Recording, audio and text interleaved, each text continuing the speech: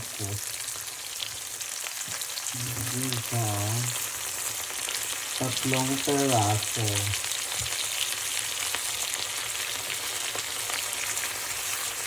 So yun na guys, binutang na natin ang nokos. Timplahan na natin siya.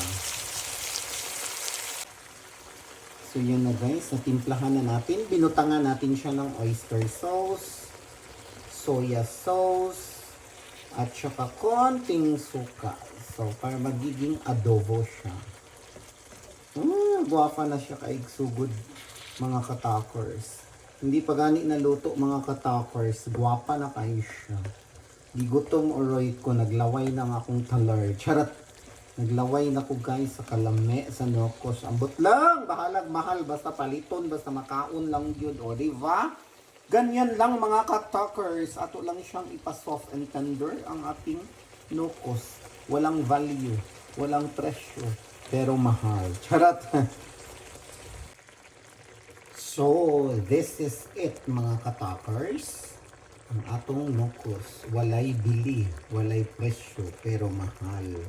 Nokos. Yan. Mga una ta mga katakers. Mga papa, kauna na ko ninyo papa. Mga una ta papakan, anak ko papa. Mga una ta mga katakers. Ali na mo.